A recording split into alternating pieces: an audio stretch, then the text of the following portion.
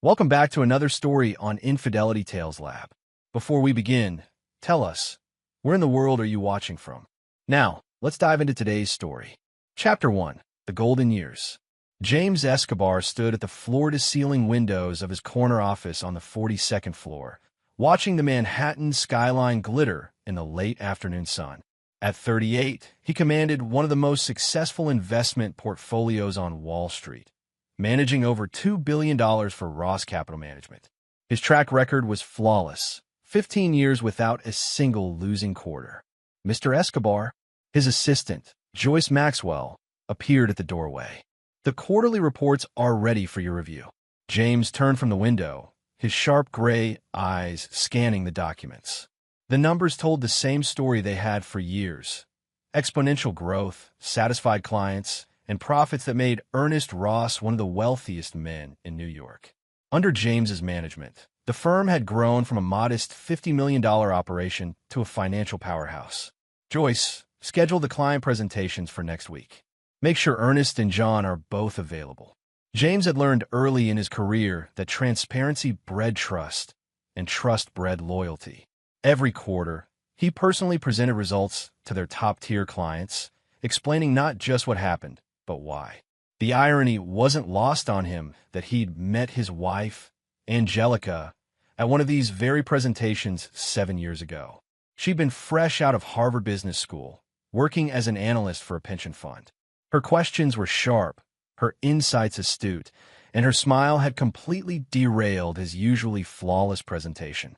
They'd married 2 years later, and Ernest Ross had gained not just a daughter-in-law, but the most talented portfolio manager on the East Coast. "James, you in there?" The gruff voice of Ernest Ross echoed from the outer office.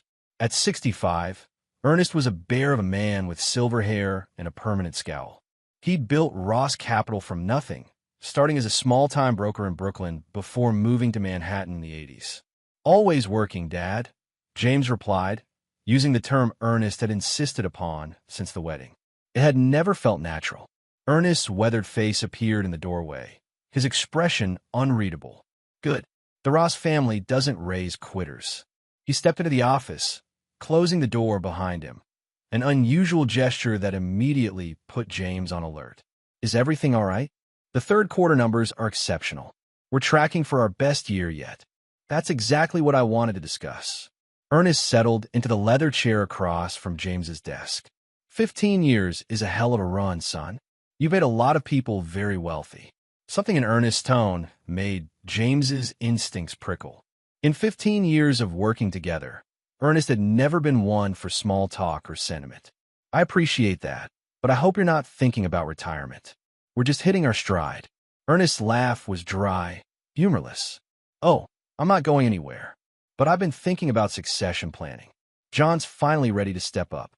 John Ross was Ernest's son from his first marriage, a 32-year-old Harvard MBA who'd spent the last 5 years bouncing between different departments at Ross Capital. He was competent enough, but lacked the instinctive understanding of markets that separated good managers from great ones. "John's talented," James said carefully. "What role were you thinking?" "Your role." The words hung in the air like a physical presence. James felt his world tilt slightly, but his expression remained neutral, a skill learned from years of high-stakes negotiations. "I'm sorry, John will be taking over as Chief Investment Officer. It's time for fresh blood, new perspectives. The financial world is changing, and we need someone who understands the younger generation of investors." James's mind raced through the implications. 15 years of building relationships, developing strategies, nurturing client trust, all to be handed over to someone who'd never managed anything larger than a $10 million test portfolio. "Ernest, with respect, our clients trust me. They've invested based on my track record. A transition like this could spook them. They trust the Ross name," Ernest corrected, his voice hardening. "You've done well, James, but let's not forget who gave you this opportunity. John is family. Blood is thicker than water." The phrase hit James like a slap. Despite 7 years of marriage to Angelica, despite the successful partnership, despite treating Ernest like a father, he was still an outsider. "What exactly are you proposing?" "I'm not proposing anything. I'm telling you." John takes over Monday morning. You'll stay on for 2 weeks to facilitate the transition, then we'll find you something else. Maybe a smaller portfolio to start. James felt a cold fury building in his chest, but his voice remained steady. And Angelica? Does she know about this? She'll understand. Family comes first in the Ross household. James stood slowly, his 6-foot frame towering over the seated Ernest. I see. And my clients? The pension funds, the endowments, the private investors who specifically requested to work with me. They're Ross Capital clients, not James Escobar clients. Don't get too big for your britches, son. The dismissive tone was the final insult. James had sacrificed everything for this company. 60-hour weeks, missed family dinners, postponed vacations with Angelica. He'd turned down lucrative offers from competitors because he believed in loyalty, in building something lasting. I'll need to review my contract, James said quietly. Ernest's smile was predatory. Already taken care of. Legal says the succession clause gives me full discretion over portfolio assignments. Your non-compete is ironclad. 2 years. No financial services work in New York. It was then that James realized this wasn't a spontaneous decision. This was a calculated move, planned and executed with the precision of a hostile takeover. Ernest had been planning this for months, maybe years. I understand, James said finally. Good. I knew you'd be reasonable. Ernest stood, straightening his jacket. Family dinner Sunday night.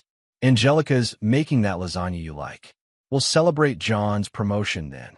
As Ernest left the office, James remained standing at his desk, staring at the quarterly reports that would be his last. But instead of devastation, he felt something else entirely. A cold, calculating anger that reminded him exactly why he'd been so successful for so long. Ernest Ross had just made the biggest mistake of his life. Chapter 2, The Announcement. Sunday dinner at the Ross family estate in the Hamptons had always been a command performance. The sprawling Tudor mansion sat on 15 acres overlooking the Atlantic, a monument to old money and older grudges. James arrived with Angelica in their Tesla, the electric hum a stark contrast to the rumbling engines of the vintage Bentleys and Mercedes that filled the circular driveway. You've been quiet all weekend, Angelica observed as they walked up the stone steps. At 31, she had inherited her father's sharp business mind, but tempered it with a warmth that had been conspicuously absent from the Ross DNA for generations. Everything okay at work? James squeezed her hand. Just tired. Big week ahead. The lie felt necessary. Angelica's relationship with her father was complicated, equal parts love and exasperation. Ernest had never quite forgiven her for marrying outside the established social circle, despite James's obvious success. Adding family drama to that mix seemed cruel. James, there's my golden boy. John Ross's voice boomed across the marble foyer. He was already 3 drinks into what would undoubtedly be a long evening, his Harvard class ring catching the light as he gestured expansively. Dad told me the news. Congratulations on the promotion. John.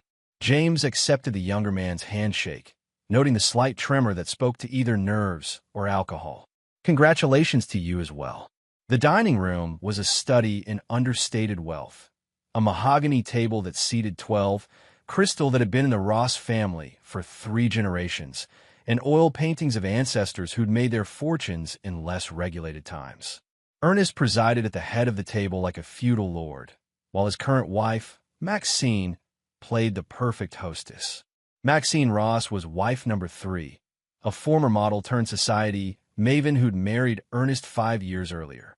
At 45, she was closer in age to her stepchildren than to her husband, a fact that created its own undercurrents of tension.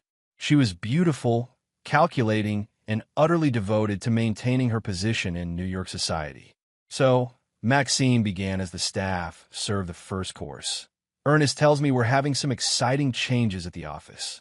Dad's finally giving me a real shot, John said, his words slightly slurred.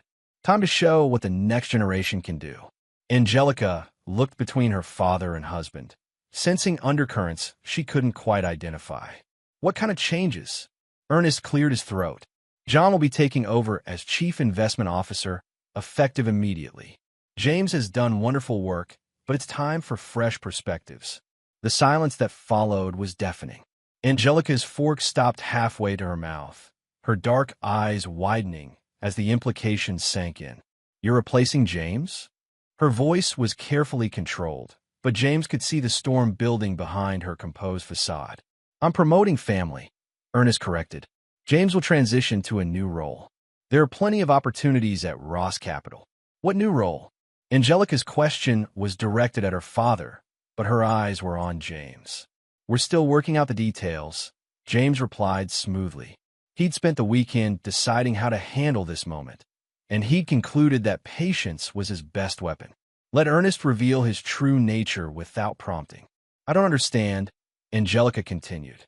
James has generated more profit for this company than anyone in its history. Our clients specifically request him. His reputation is exactly the problem, Ernest interrupted, his mask slipping slightly. James Escobar has become the face of Ross Capital. That's not how family businesses work. The Ross name comes first. John, either oblivious to the tension or enjoying it, raised his glass. To new beginnings. Are you out of your mind? Angelica's composure finally cracked. James has made you hundreds of millions of dollars. He's never had a losing quarter. He's not family. Ernest's voice was ice cold. I built this company for my children, not for some outsider who got lucky with a few good trades.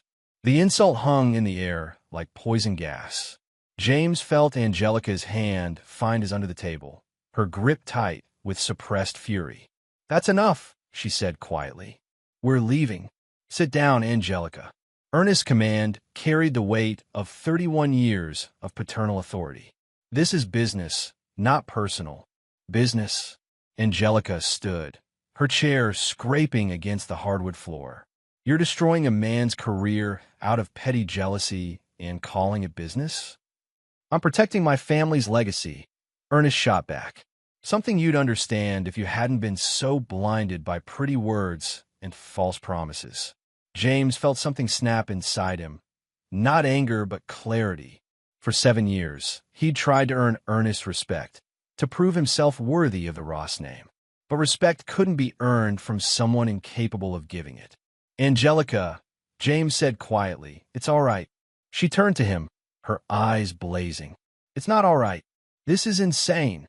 Your husband understands the situation, Ernest said smugly. Perhaps you should take lessons from him in accepting reality. That was the moment James decided Ernest Ross needed to learn what reality actually looked like. You're right, James said, standing slowly. I do understand the situation. Better than you might think. Ernest's smug expression flickered slightly. Good. Then we can move forward without unnecessary drama. Oh, there won't be any drama, James agreed. Just consequences. Meaning, James smiled. A cold, predatory expression that made Maxine shiver and John reach for his wine glass. Meaning you've just made the most expensive mistake in Ross Capital's history. But you'll figure that out soon enough. Are you threatening me? I'm stating a fact. You want to play family politics with a $2 billion portfolio? You want to put your alcoholic son in charge of institutional investments? Go ahead. But when it all comes crashing down, remember that you chose this. Ernest's face turned purple. You signed a non-compete. You can't work in this industry for 2 years. I'm aware of the terms, James replied calmly. Just like I'm aware of the retention clauses in our major client contracts, the SEC regulations regarding portfolio manager changes, and the very specific fiduciary duties that come with managing other people's money. But I'm sure John learned all about that at Harvard. John's face had gone ashen. What retention clauses? James's smile widened. The ones that allow clients to withdraw their investments within 30 days of any management changes they don't approve of. But don't worry. I'm sure they'll all be thrilled to trust their retirement funds to someone whose biggest success was managing his trust fund. You son of a bitch, Ernest growled. You're trying to sabotage my company. I don't need to sabotage anything, James replied. You've done that yourself. I'm just not going to clean up the mess this time. He turned to Angelica, offering her his arm. Ready to go home? She nodded, still stunned by the rapid escalation of events. As they reached the dining room door, Ernest called out, This isn't over, James. I'll destroy you for this. James paused, looking back at the older man. Ernest, you just destroyed yourself. You're just too arrogant to see it yet.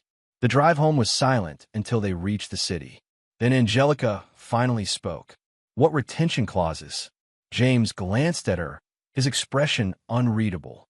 The ones I convinced our major clients to add to their contracts 3 years ago, just in case something like this ever happened. You've been planning for this? I've been planning for every contingency, James corrected. That's what good portfolio managers do. Angelica stared at him as if seeing him for the first time. What are you going to do? James's smile returned. Not cold this time, but genuinely warm. I'm going to give your father exactly what he asked for. A Ross family business. And then I'm going to show him what happens when you mistake loyalty for weakness. Chapter 3. The Confrontation. Monday morning arrived gray and drizzling, the kind of New York weather that matched the mood in the Ross Capital offices. James arrived at his usual time, 6:30 a.m., to find John Ross already in the main conference room, surrounded by legal documents and looking like a man facing execution. Morning, John, James said pleasantly, setting his coffee on the table. Ready for your first day as CIO? John looked up with bloodshot eyes. James, look, about yesterday, maybe we got off on the wrong foot. Did we? James settled into his chair with the casual confidence of a man who held all the cards. I thought your father made his position quite clear. Yeah, well, Dad gets emotional sometimes. Maybe we can work something out. A partnership, maybe? Co-sales. James studied the younger man with clinical interest. John Ross was everything James wasn't. Privileged, entitled, and utterly unprepared for the reality of high-stakes financial management. Where James had clawed his way up from a middle-class background in Queens, working 3 jobs to pay for college and learning every aspect of the business from the ground up, John had coasted on his name and his father's connections. That's generous, John, but your father was very specific. Fresh blood, new perspectives.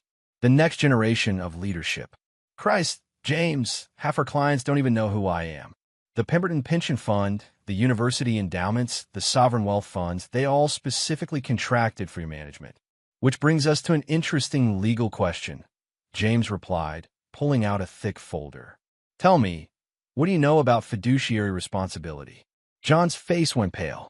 What do you mean? I mean that as of this morning, you're legally responsible for $2 billion in client assets. Every decision you make, every trade you execute, every recommendation you provide, it all has to meet the highest standard of professional care. One mistake, one decision that can't be justified as being in the client's best interest, and you're personally liable. Personally liable for what? Everything. Your trust fund, your apartment, your car, your future earnings. When you manage other people's money, John, you put everything you own on the line. Joyce Maxwell appeared in the doorway, her expression grim. Mr. Escobar? The Pemberton Fund is on line 1. They want to discuss the management transition. James checked his watch. Right on schedule. John, why don't you take that call? As the new CIO, they'll want to hear directly from you. Wait, I need to prepare. There's no time to prepare. Mr. Pemberton is a $100 billion pension fund. They don't wait. James pushed the phone toward John. Line 1. With trembling fingers, John pressed the speakerphone button. This is John Ross. The voice that emerged was crisp, authoritative, and distinctly unimpressed. Mr. Ross, this is Robert Kramer, Chief Investment Officer for the Pemberton Fund. We need to discuss the sudden change in portfolio management. Of course, Mr. Kramer. I'm excited to continue the excellent work that. Mr. Ross, our contract specifically names James Escobar as the designated portfolio manager. Any changes require our written approval, which we have not provided. John looked desperately at James, who merely smiled and sipped his coffee. I understand your concern, John stammered, but I assure you that Ross Capital will continue to provide the same level of... Mr. Ross, do you have Mr. Escobar's track record? What do you mean? 15 years of consecutive profitable quarters. Average annual returns of 18% above market benchmarks. 0 compliance violations. 0 client complaints. Do you have equivalent experience? The silence stretched uncomfortably before John finally answered. Not exactly the same experience, but then we're exercising our right to withdraw our assets immediately. Please have the transfer paperwork ready by close of business. The line went dead. John stared at the phone as if it had betrayed him personally. That's $400 million, James observed casually. Don't worry, though. I'm sure the others will be more understanding. As if summoned by his words, Joyce appeared again. The Harvard Endowment on line 2. Columbia University on line 3. The Norwegian Sovereign Wealth Fund is holding on line 4. John's face had gone from pale to green. This is a setup. You orchestrated this. I orchestrated nothing, James replied truthfully. I simply prepared for the inevitable. These clients invested with me personally, not with Ross Capital. When you remove me from the equation, they remove their money from the equation. Basic cause and effect. The office door burst open, and Ernest Ross stormed in like an aging hurricane. His usually immaculate appearance was disheveled, his tie askew, his silver hair uncombed, his face flushed with fury. What the hell is going on? He demanded. I've got 3 calls from major clients threatening to pull their assets. Good morning, Ernest, James said pleasantly. John and I were just discussing the transition. Don't play games with me, you arrogant little prick. You're sabotaging my company. Your company, James repeated slowly. Interesting choice of words. Because according to the quarterly reports I filed on Friday, Ross Capital Management currently has $2.1 billion under management. Of that, approximately $1.6 billion is tied to contracts that specifically name me as the portfolio manager. Ernest's bluster faltered slightly. Those contracts can be modified, only with client approval, which, as John just discovered, isn't exactly forthcoming. The phone rang again. Joyce's voice came through the intercom. Mr. Ross? The teacher's retirement fund. They are not happy. Ernest sank into a chair, the reality of the situation finally penetrating his arrogance. You can't do this. The non-compete prevents me from working for a competitor or starting my own firm. James finished. It doesn't prevent clients from exercising their contractual rights. I'm not soliciting anyone, Ernest. I'm not making recommendations. I'm simply not preventing the natural consequences of your decision. You smug bastard, Ernest snarled. You think you're untouchable? James leaned forward, his gray eyes cold as winter steel. I think I'm a man who spent 15 years building something magnificent, only to watch you try to destroy it out of petty jealousy.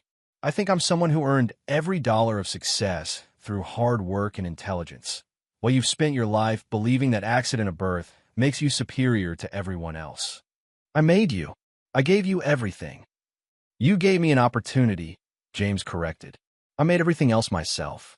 And now you're about to lose it all because you couldn't stand seeing an outsider succeed in your little kingdom. Ernest's phone buzzed. He glanced at it and winced. The board wants an emergency meeting. I'm sure they do. Losing 70% of your assets under management in a single morning tends to get people's attention. This isn't over. James stood, straightening his jacket. Actually, Ernest it is. You want a Ross family business? Congratulations. You got one. Of course, it's going to be a much smaller business, but blood is thicker than water, right? Where are you going? James paused at the door. I'm going to clean out my office. I believe that was your original request. Wait. Ernest's desperation was palpable. We can work something out. A partnership. You and John together. Really? Because yesterday you made it very clear that I wasn't family. That I was just an outsider who got lucky with a few good trades. Are you saying you were wrong? Ernest's face twisted with the effort of swallowing his pride. Maybe I was hasty. No, James said quietly. You were honest. For the first time in 7 years, you told me exactly what you thought of me. And now I'm returning the favor. He turned to John, who was still staring at the phone as if it might explode. Good luck, John. You're going to need it. James, please, John pleaded. I can't do this.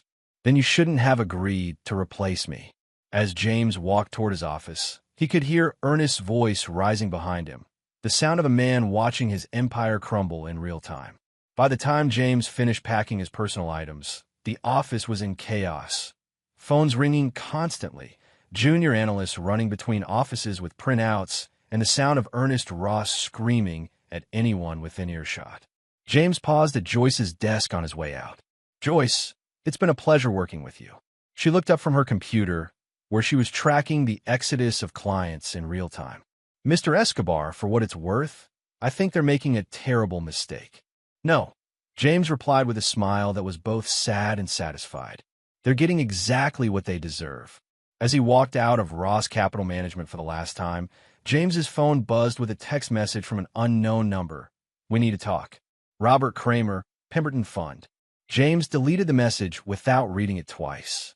The non-compete would prevent him from taking any new positions for 2 years, but there were other ways to ensure justice was served. Ernest Ross had taught him that loyalty was a weakness, that family meant everything, and that blood was thicker than water. It was time to show Ernest just how wrong he'd been about all three. Chapter 4. The Foundation. 2 weeks after James's departure from Ross Capital, the financial press was having a field day. Exodus at Ross Capital. Management shakeup triggers client flight, read the headline in the Wall Street Journal. Ross Capital hemorrhaging assets after personnel changes, announced Financial Times. Bloomberg was even less diplomatic. Ross Capital in free fall as star manager exits. James read the articles from his home office in their Upper East Side apartment, a cup of coffee growing cold beside his laptop. The numbers were devastating. Ross Capital had lost $1.8 billion in assets under management in just 2 weeks. John Ross had lasted exactly 6 days as chief investment officer before suffering what his publicist described as exhaustion. Ernest had been forced to take personal control of the remaining portfolios, but his rusty skills and increasingly erratic behavior were driving away the few clients who hadn't already fled. "You're actually enjoying this," Angelica observed from the doorway. She was dressed for work in a sharp navy suit, her dark hair pulled back in a professional chignon. Since the disaster at her father's company, she'd thrown herself into her job at Peterson & Associates, one of Manhattan's premier mergers and acquisitions firms. "I'm observing the natural consequences of poor decision-making," James replied mildly. "There's a difference." "Is there?"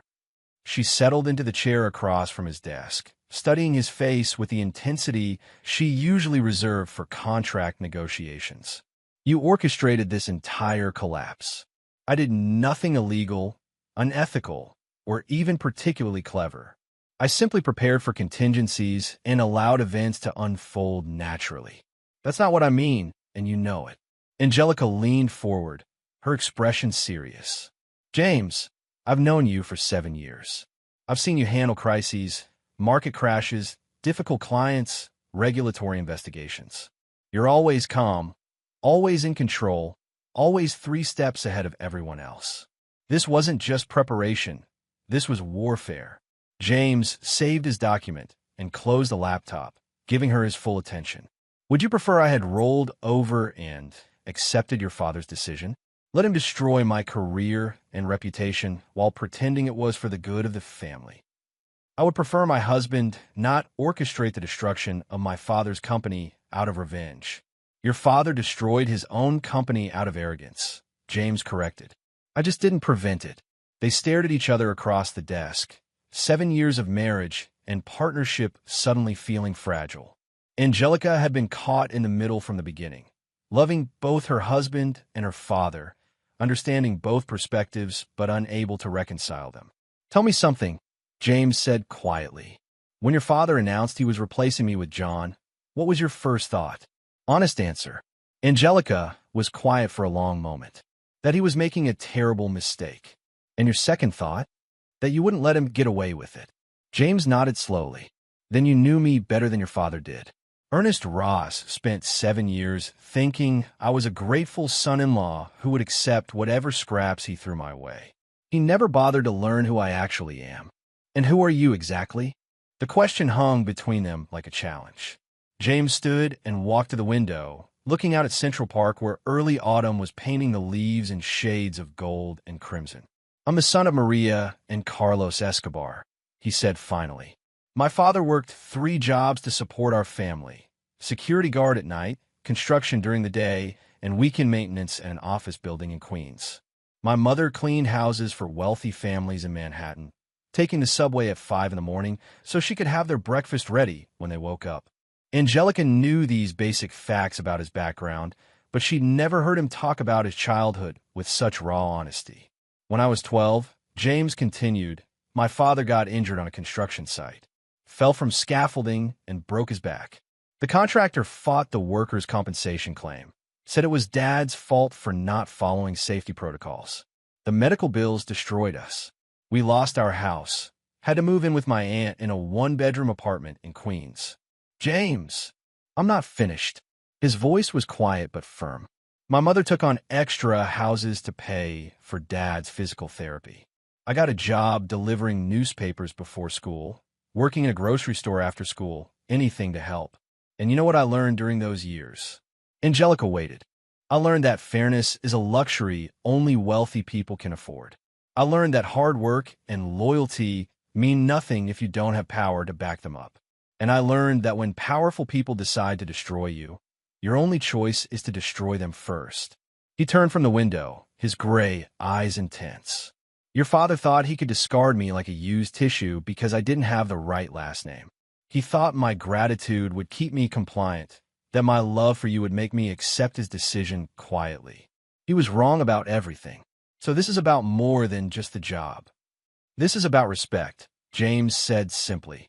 I spent 15 years earning earnest respect through my work, my results, my dedication. But respect can't be earned from someone who fundamentally believes you're beneath them. Your father never saw me as an equal, never saw me as family. I was just a useful tool who had outlived his purpose. Angelica was quiet for a long moment, processing his words. What happens now? Now your father learns what it means to truly lose everything. Not just money. Money can be replaced. But reputation, trust, credibility, those take decades to build and seconds to destroy. And us. James moved to her chair, kneeling beside it and taking her hands. Us is not negotiable. You're my wife, my partner, my best friend. Whatever happens with your father doesn't change that. Even if I don't agree with your methods. Even then. He squeezed her hands gently. But I need you to understand something, Angelica. I'm not the same man who walked into your father's office 7 years ago, grateful for any opportunity. That man was willing to endure insults and condescension because he thought it was the price of success. This man knows better. What are you planning? James smiled, and for the first time in weeks, it reached his eyes. I'm planning to show your father that some mistakes have permanent consequences.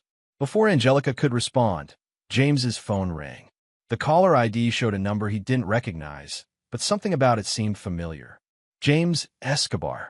Mr. Escobar, this is Luther Zimmerman from the Securities and Exchange Commission. We need to schedule a meeting to discuss certain irregularities at Ross Capital Management. James felt a chill run down his spine, but his voice remained steady. What kind of irregularities? The kind that require federal investigation. How soon can you come in? James looked at Angelica, whose face had gone pale. I'll need to consult with my attorney first. Of course. But Mr. Escobar, don't take too long. We have questions about your role in the recent client exodus. And there are some people who think you may have engaged in market manipulation or breach of fiduciary duty. The line went dead. James stared at the phone, his mind racing through the implications. What was that about? Angelica asked. Your father just escalated this conflict to a whole new level, James replied grimly. He's trying to have me investigated for securities fraud. Can he do that? James's smile returned, but this time it was cold as winter moonlight. He could try. But Ernest Ross just made his second mistake. The first was underestimating me. The second was giving me a legitimate reason to destroy him completely. James, I need to make some calls, he said, already reaching for his laptop. This changes everything.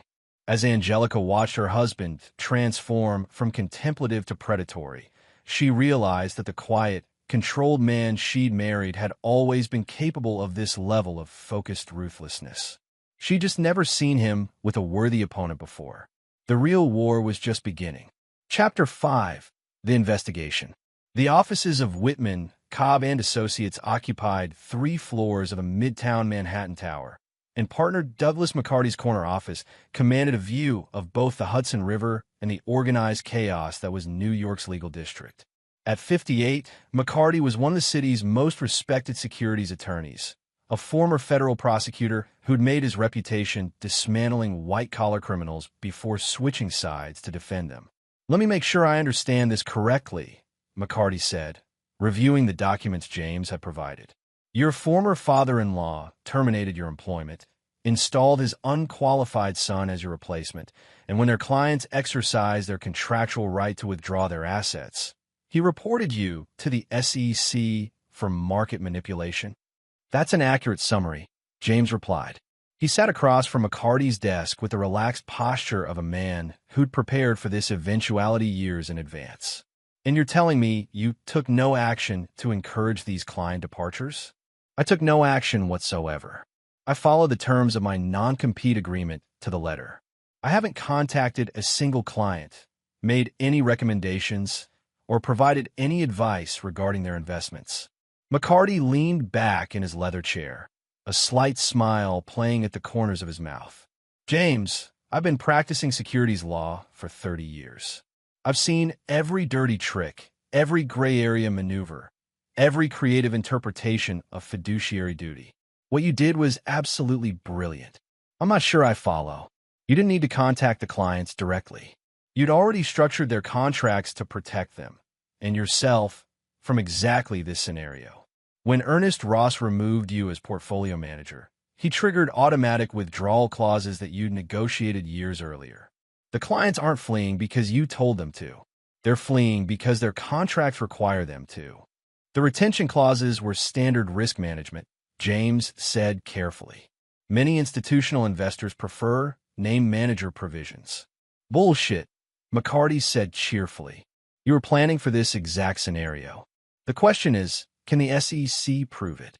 Can they?" McCarty opened another file folder, this one containing communications between the SEC and Ross Capital's legal team. "Ernest Ross provided them with copies of your employment contract, client agreements, and trading records going back 5 years. He's alleging that you structured these arrangements specifically to damage Ross Capital if you were ever terminated.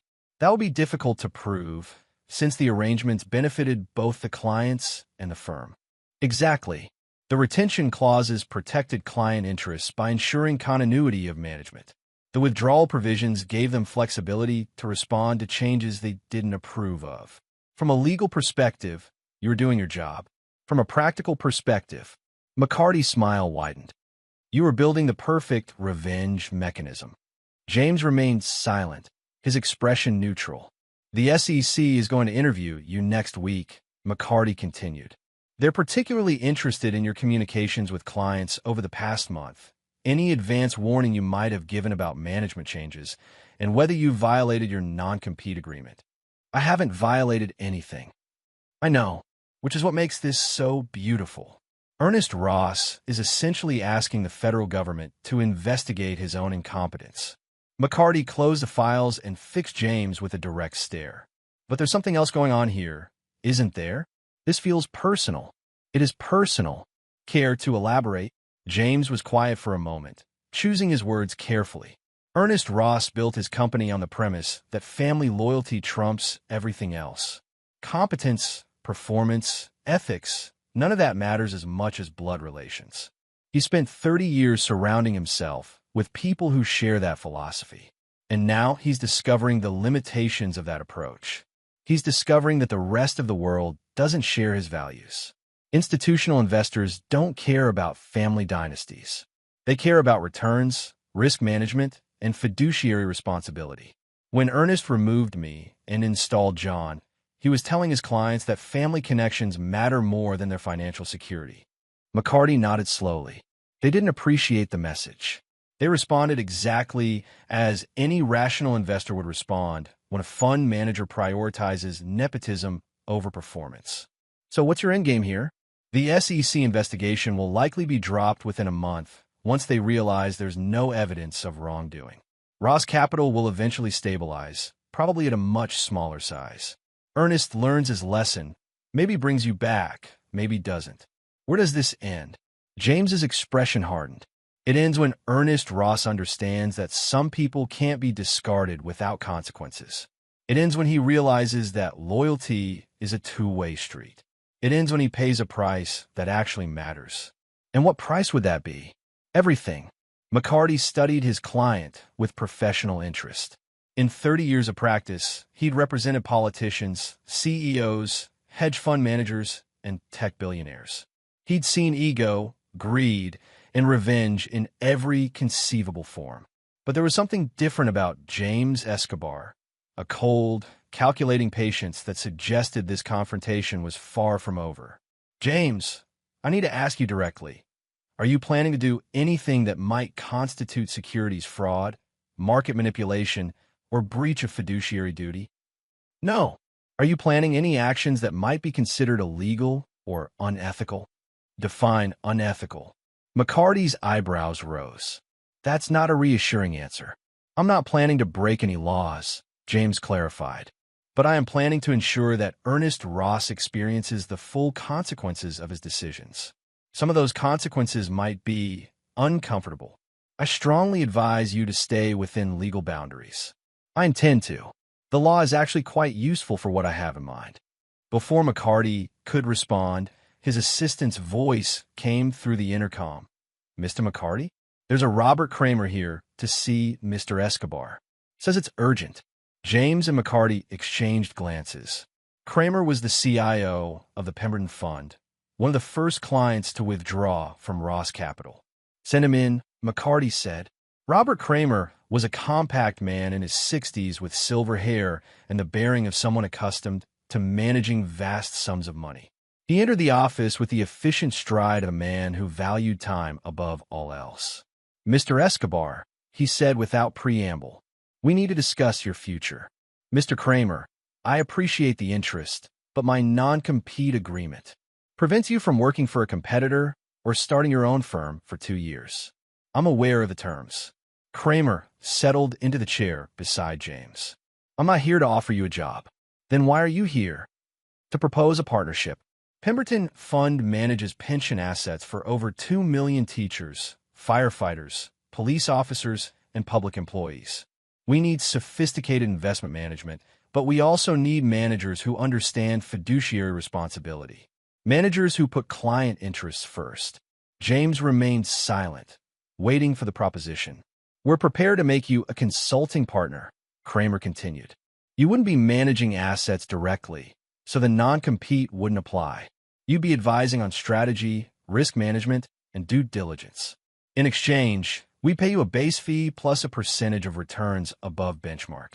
McCarty leaned forward. What kind of base fee? $5 million annually, plus 20% of excess returns.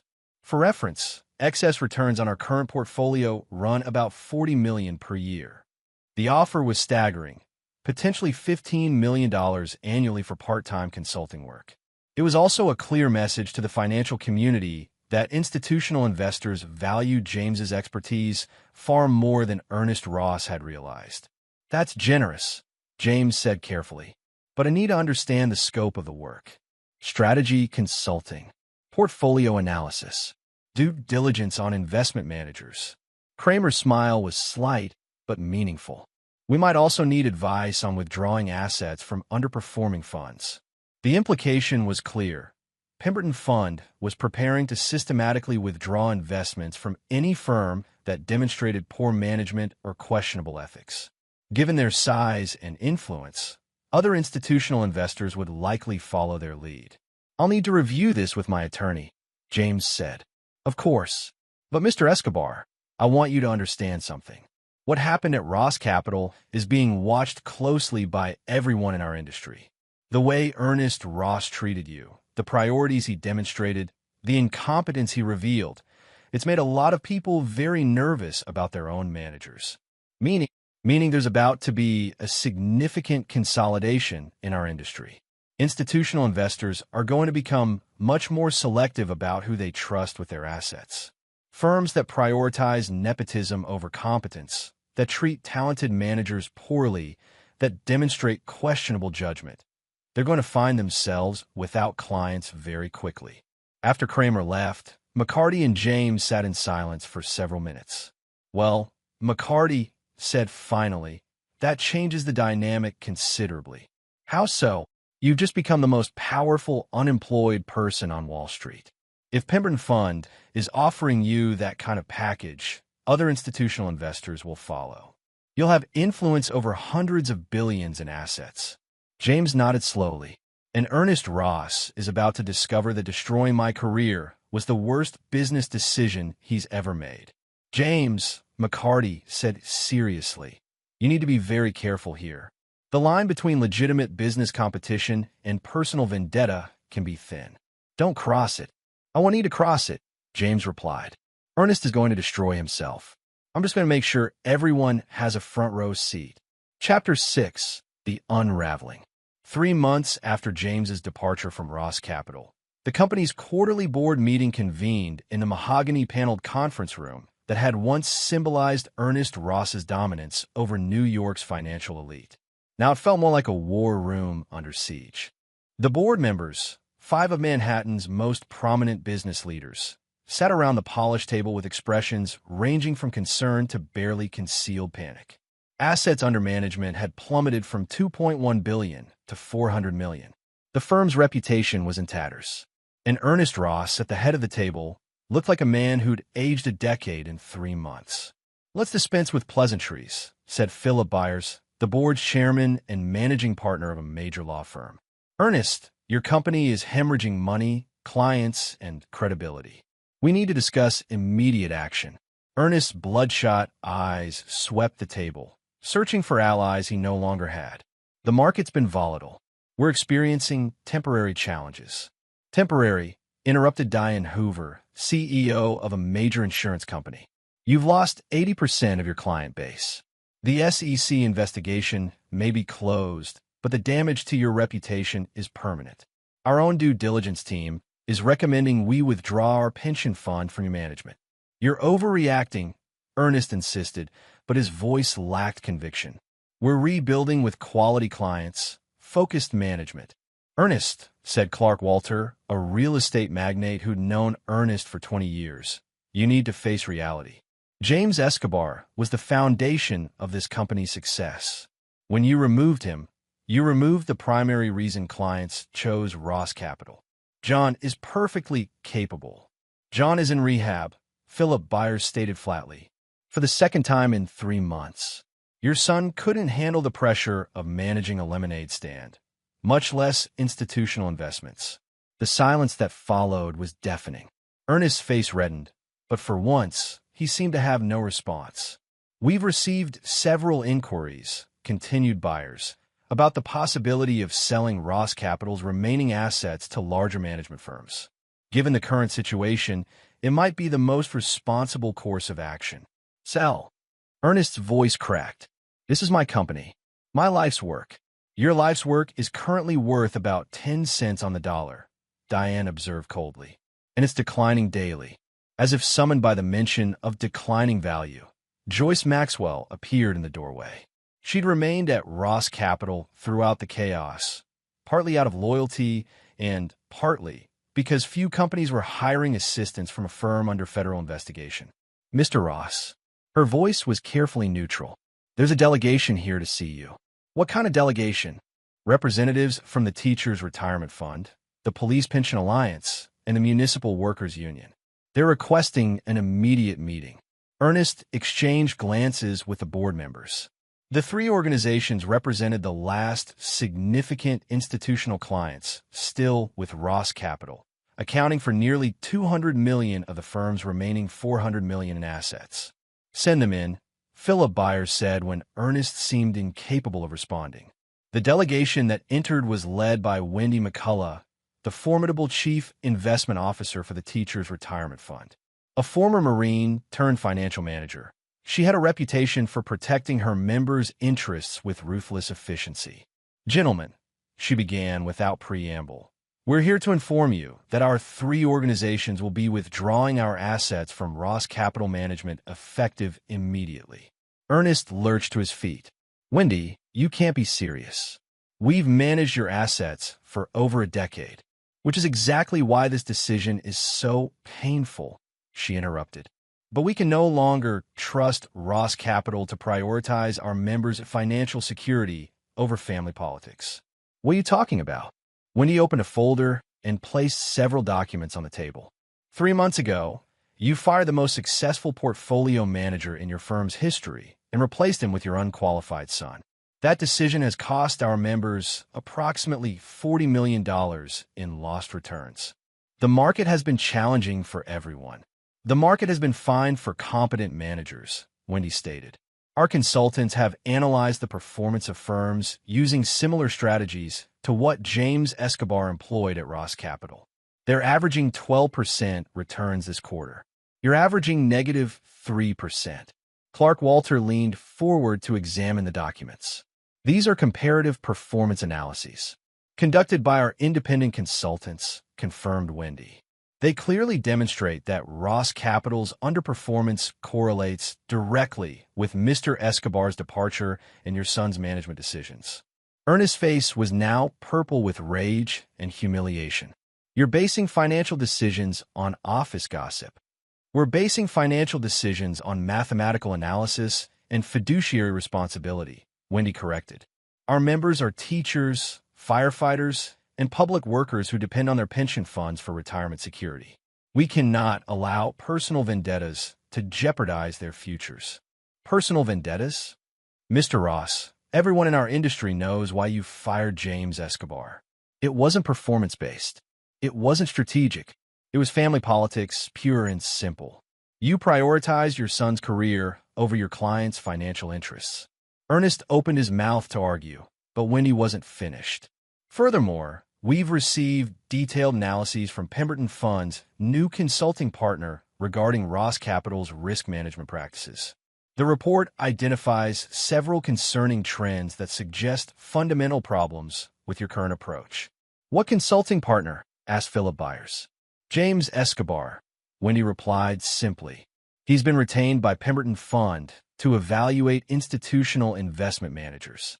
His analysis of Ross Capital's recent performance is unflattering. The revelation hit the room like a physical blow. Ernest staggered backward, gripping the edge of the table for support. That's impossible, he whispered. He has a non-compete agreement, which doesn't prevent him from providing consulting services to institutional investors, Wendy explained. Mr. Escobar has been very careful to remain within legal boundaries while demonstrating the consequences of poor management decisions. Clark Walter began laughing, a bitter, incredulous sound. Jesus Christ, Ernest. He's systematically destroying your company, and he's doing it completely legally.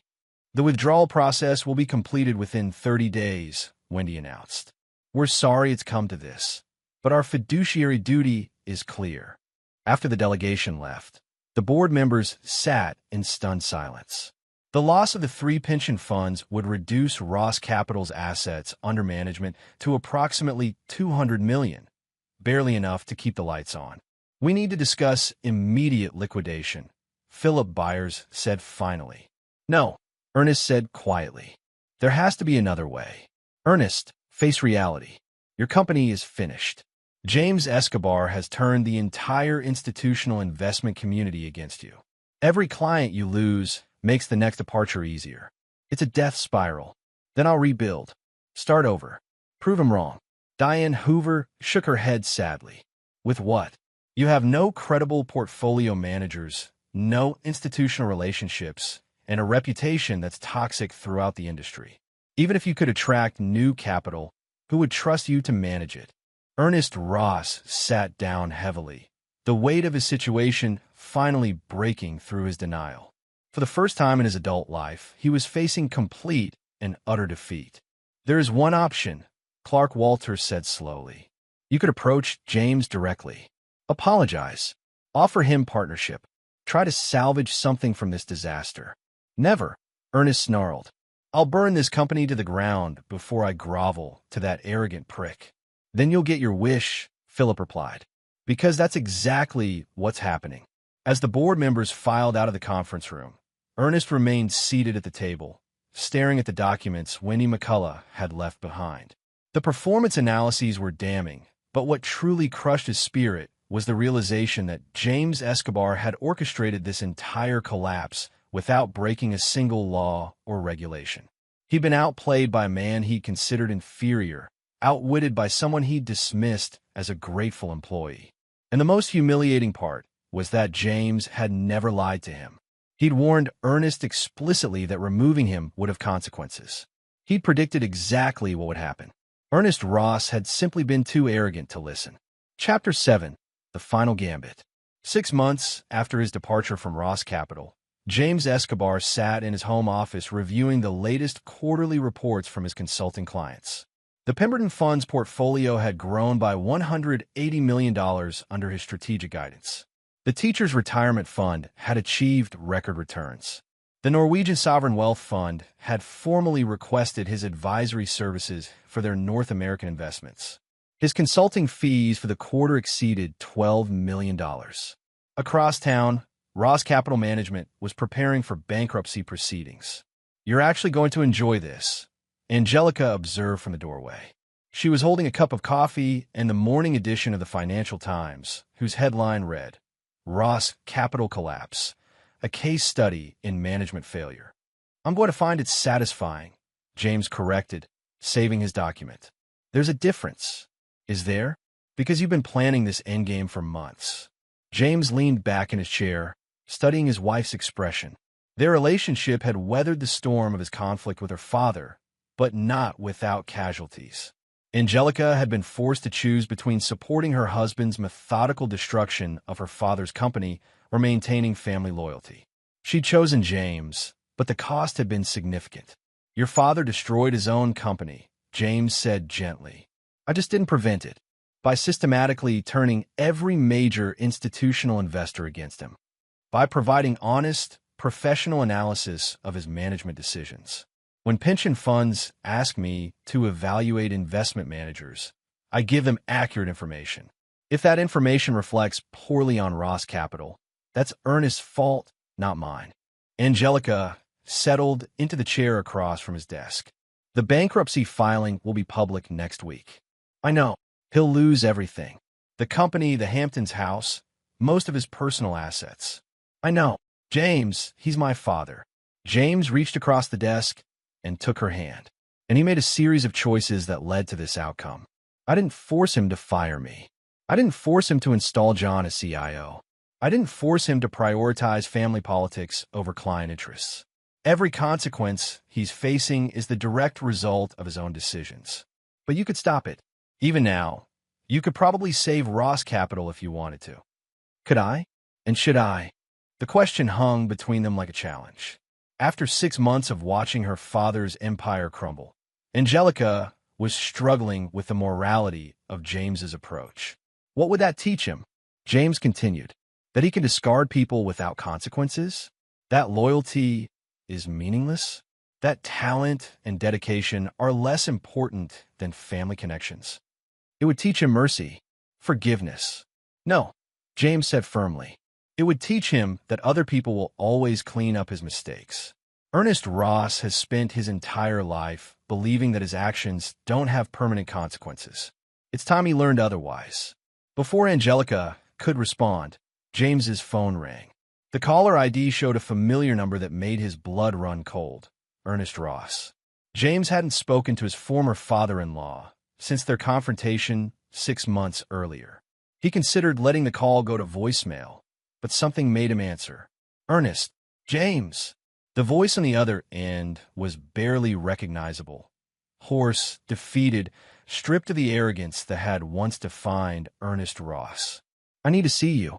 I'm not sure that's a good idea. Please, one conversation, face to face." James looked at Angelica, who was watching him with intense curiosity. "Where?" "My office. This afternoon. Just you and me." The line went dead. James stared at the phone, his mind racing through possibilities. After 6 months of silence, Ernest Ross was ready to talk. The question was whether James was ready to listen. "He wants to meet," James told Angelica. "Are you going?" "I think I have to. This has gone on long enough." 2 hours later, James walked through the familiar lobby of the Ross Capitol building for the first time since his departure. The changes were immediately apparent. The bustling energy was gone, replaced by an atmosphere of quiet desperation. The receptionist he recognized was gone, replaced by a temp agency worker who barely looked up from her computer. The elevator ride to the executive floor felt like ascending to a mausoleum. Half the offices were empty, their former occupants having fled to competitors or been laid off in successive rounds of cost-cutting. The remaining staff moved through the halls like survivors of a natural disaster.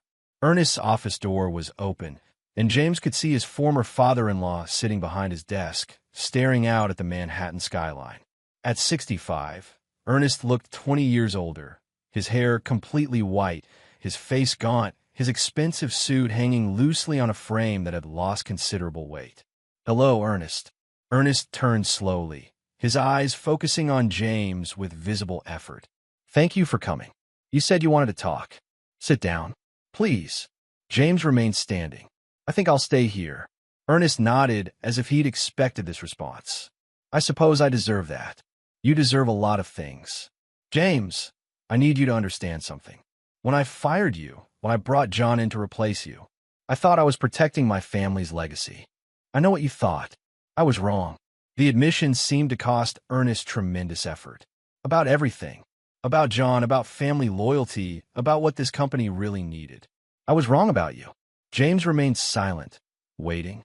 "You were never just an employee," Ernest continued. "You were the heart of this company. The reason it succeeded. The reason our clients trusted us. And I threw that away because I was jealous.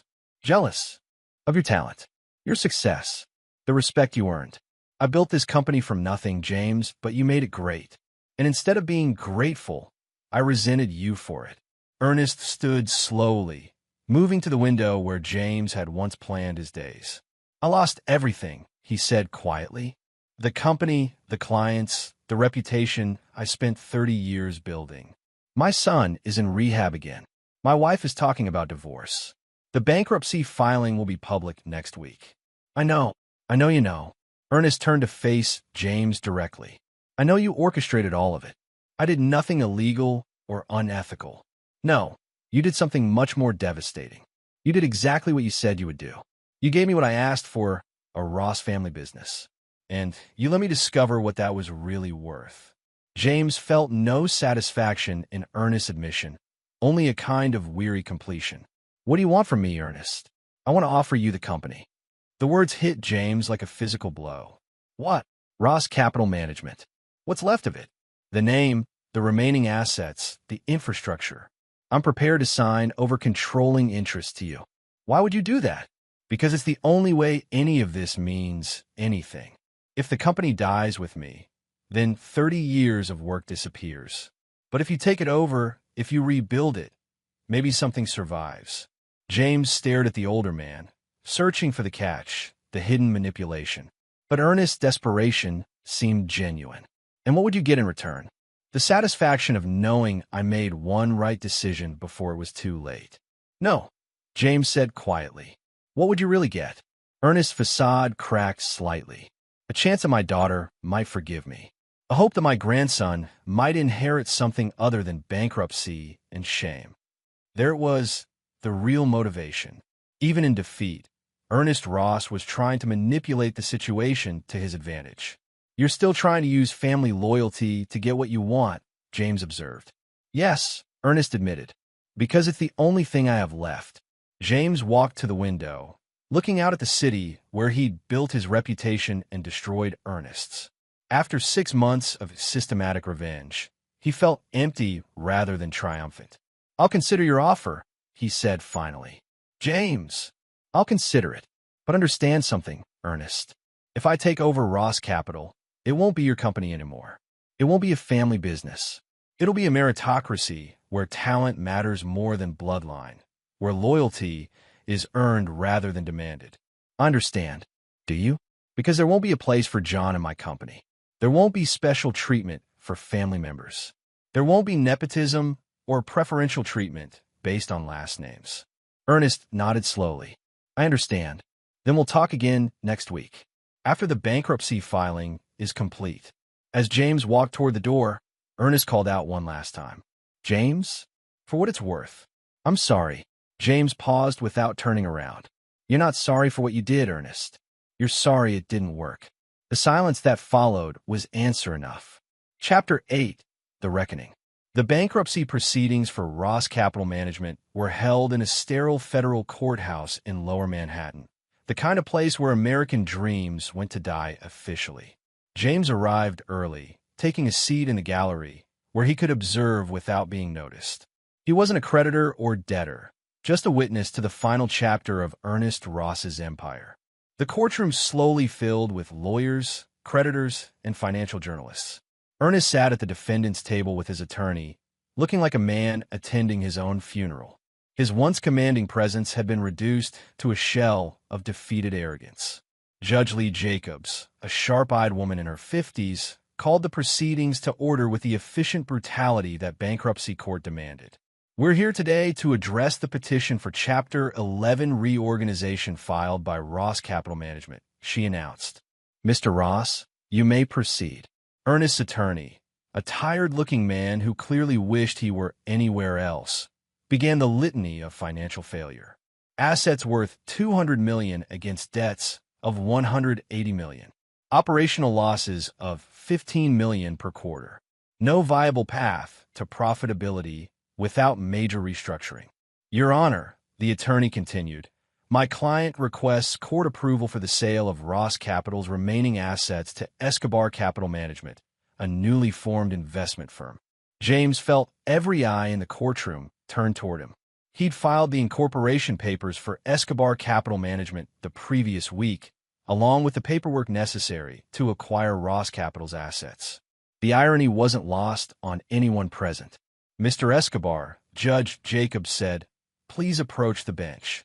James walked forward, acutely aware that this moment would define the rest of his career. The judge reviewed his financial statements, corporate structure, and proposed acquisition terms with the methodical precision of someone who'd seen every possible variation of financial collapse. Your offer is for $12 million cash for all remaining assets, she noted. That's correct, Your Honor. Including the Ross Capital name and client relationships? Yes, Your Honor, though I intend to rebrand the firm as Escobar Capital Management. Mr. Ross, the judge turned to Ernest. Do you agree to these terms? Ernest struggled to his feet, his dignity hanging by threads. Yes, Your Honor. Very well. The sale is approved. And just like that, 30 years of Ernest Ross's life work legally became James Escobar's property. After the proceedings, James found Ernest waiting in the courthouse lobby.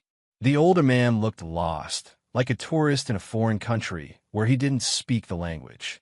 It's done, Ernest said simply. It's done, James agreed. They stood in uncomfortable silence for several moments before Ernest spoke again. What happens now?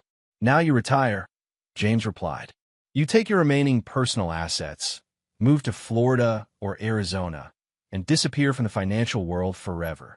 And John needs to find his own path, preferably in an industry that doesn't require fiduciary responsibility. Ernest nodded slowly. And Angelica? Angelica is my wife. This doesn't change that. She hates me now. She's disappointed in you. There's a difference. Ernest looked around the courthouse lobby, perhaps realizing this would be his last conversation with James as anything approaching an equal. For what it's worth, he said, you won. Completely and totally. I underestimated you from the beginning. You didn't underestimate me, James corrected. You never bothered to see me at all. You saw what you wanted to see. A grateful employee who would accept whatever scraps you threw his way. And now you know better. Ernest extended his hand, a final gesture of respect or surrender. James considered leaving him hanging, but ultimately shook it briefly. Goodbye, Ernest. Goodbye, James. As Ernest walked away, his footsteps echoing in the marble lobby, James felt the strange emptiness that comes with completing a long-term project. 6 months of careful planning had culminated in this moment. Ernest Ross's complete and utter defeat. But victory, James discovered, felt different than he'd expected. Less triumphant, more exhausted. His phone buzzed with a text from Angelica. "How did it go?" "It's over," he replied. "Everything, everything." James left the courthouse and walked through Lower Manhattan, past the memorial sites, and toward the financial district where he'd built his reputation. In 3 days, he would take control of Ross Capital's remaining assets and begin the process of rebuilding. Several former clients had already expressed interest in returning once the Ross name was removed. But first, he had one more conversation to complete. He found Angelica waiting in their apartment, staring out at Central Park where autumn was giving way to winter. She turned when he entered, her expression unreadable. "Is it finished?" she asked. "The bankruptcy is complete. I now own what's left of your father's company." "And how does that feel?" James considered the question seriously. "Empty. Necessary, but empty. Do you regret it?" "No.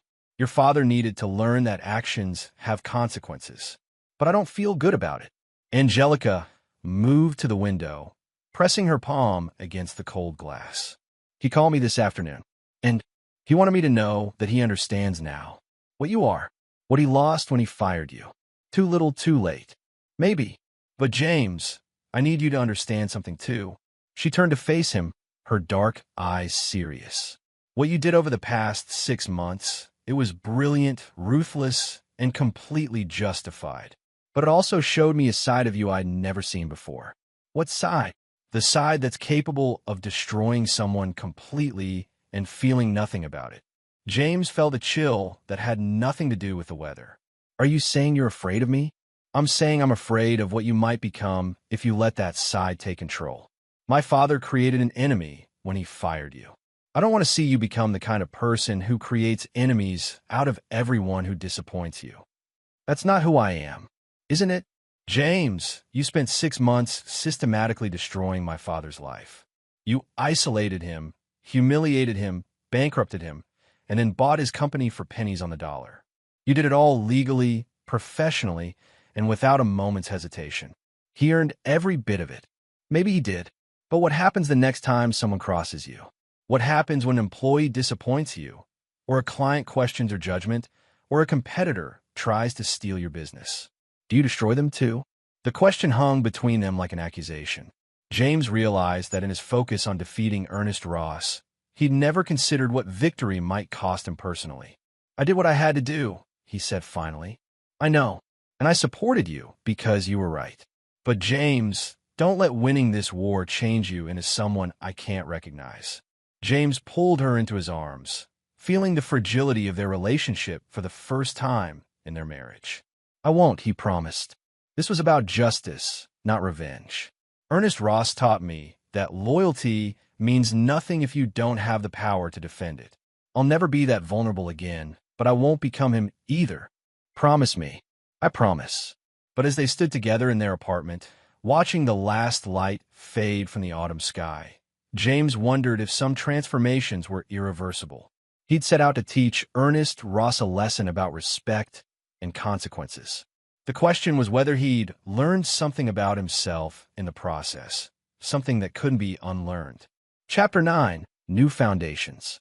1 year later, Escobar Capital Management occupied the entire 42nd floor of a Manhattan tower, its floor-to-ceiling windows offering a commanding view of the city where James had rebuilt his empire from the ashes of Ernest Ross's arrogance. The firm managed $3.2 billion in assets, employed 47 of the industry's top analysts and portfolio managers, and had achieved the remarkable feat of being oversubscribed, turning away potential clients because demand exceeded capacity. James stood in his corner office, reviewing the quarterly performance reports that would be delivered to clients the following week. Every number told the same story: exceptional returns, conservative risk management, and client satisfaction ratings that set industry standards.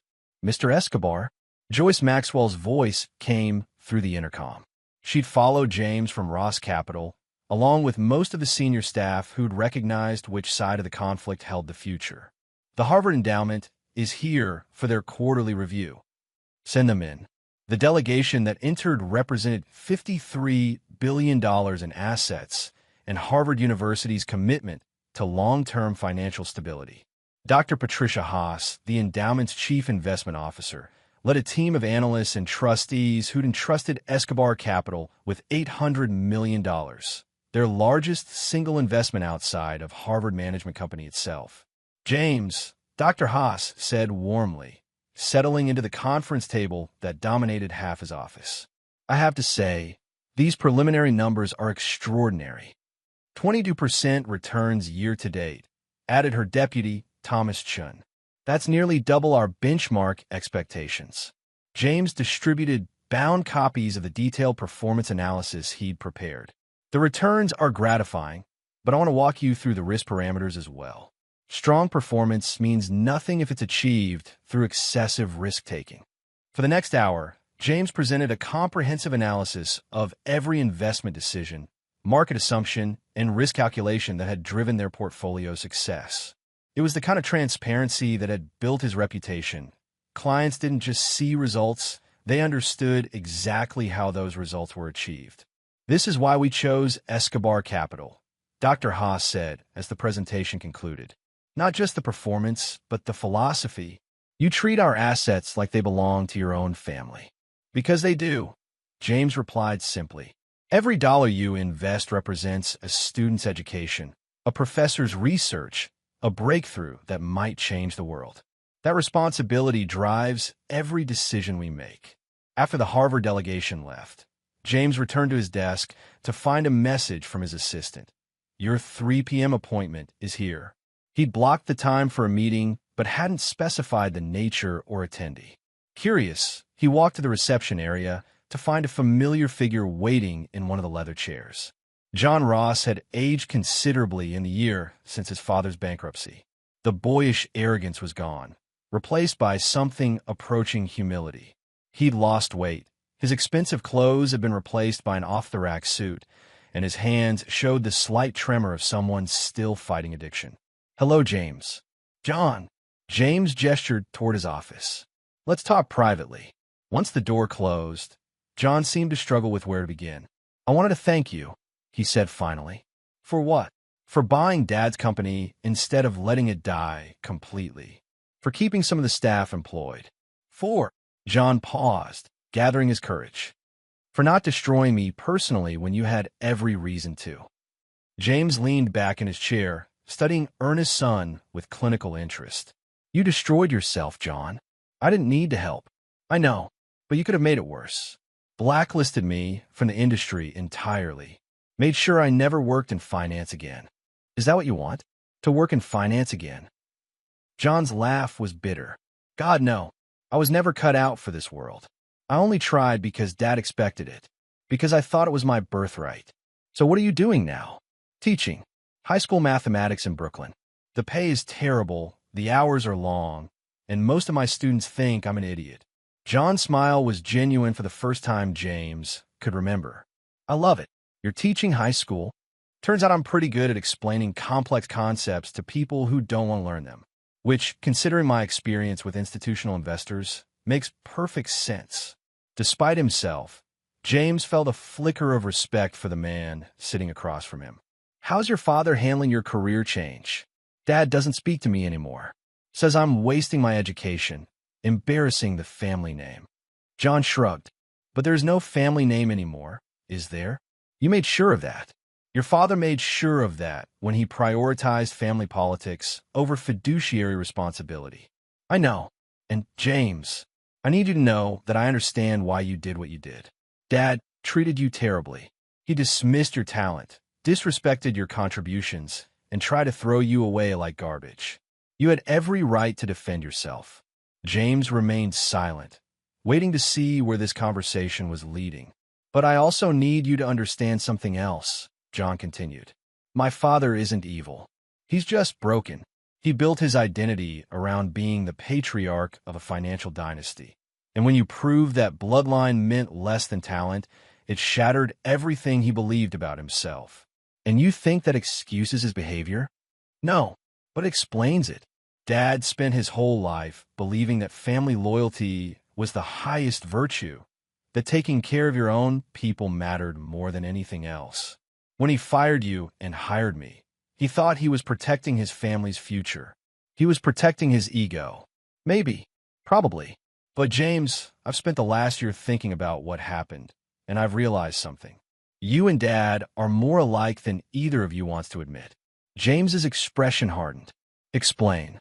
You both believe that loyalty is the highest virtue. You both put family above everything else. You both view the world in terms of us versus them. John leaned forward, his voice earnest. The only difference is that you're better at protecting the people you love. That's not, isn't it? Everything you did over the past year was designed to protect your reputation, your career, your future with Angelica.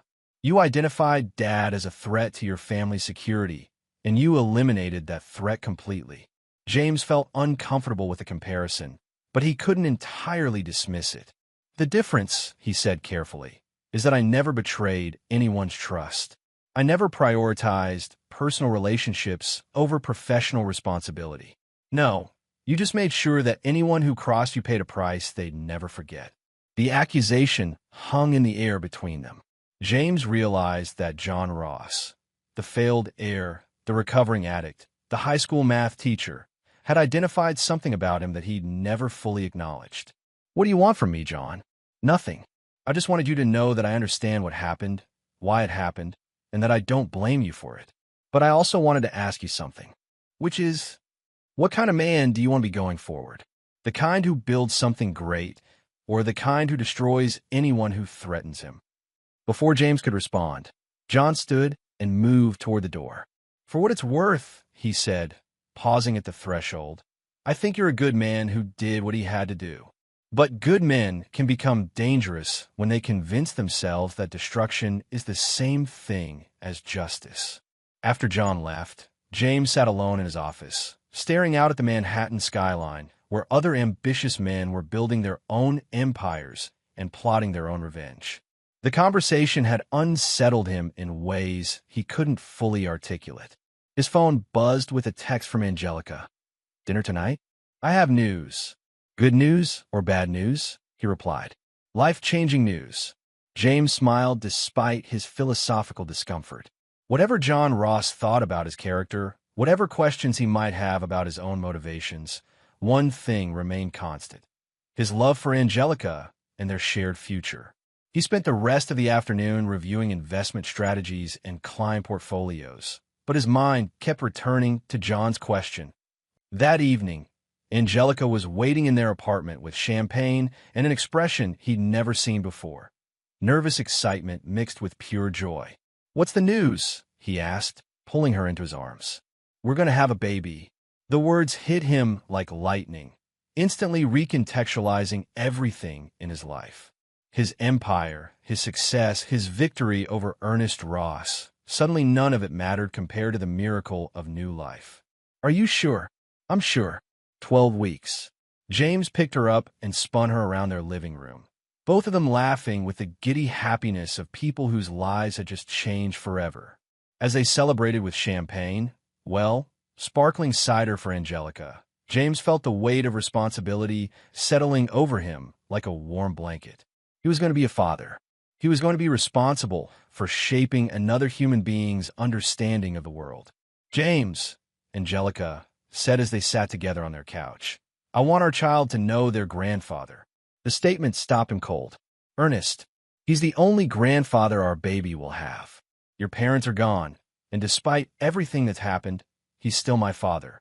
James felt the familiar surge of anger at the mention of Ernest Ross, but underneath, it was something new, the realization that holding grudges might cost his child a relationship with family. Angelica, after everything he did was to me and to you. It has nothing to do with our baby. She took his hand, her grip gentle but firm. James, I'm not asking you to forgive him or trust him or do business with him. I'm asking you to consider that revenge becomes meaningless when it starts affecting innocent people. He's not innocent. Our child is. James stared into his wife's eyes, seeing not just love, but wisdom. She was asking him to make a choice between the satisfaction of continued punishment and the possibility of healing. What are you suggesting? I'm suggesting that maybe it's time to let go. You won, completely and permanently. Ernest knows it. I know it. The entire financial world knows it. You've proven everything you needed to prove. And if I let him back into our lives, what happens when he tries to manipulate our child the way he manipulated everyone else? Then we set boundaries. We protect our family without destroying his. Angelica placed his hand on her still flat stomach. This baby is going to grow up in a world where their father is one of the most successful investment managers in history. I want them to understand that success came from talent and hard work, not from the ability to destroy enemies. James thought about John Ross's question about the kind of man he wanted to be. For the first time in over a year, he considered the possibility that complete victory might require mercy rather than continued punishment. "I'll think about it," he said finally. "That's all I ask." As they sat together planning their future, James realized that the most important decision of his life wasn't about business strategy or competitive advantage.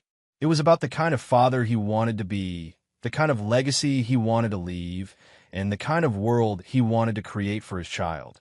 Ernest Ross had taught him that loyalty without power was meaningless. But perhaps it was time to learn a different lesson. That power without mercy was just another form of weakness. The war was over. Now came the much harder task of building a lasting peace. And there you have it. Another story comes to an end. What did you think? I'd love to hear your thoughts in the comments below. If you enjoy this story, consider joining our community by subscribing. It means the world to us. For more stories like this one, check out the recommended videos on screen. And I'll see you there.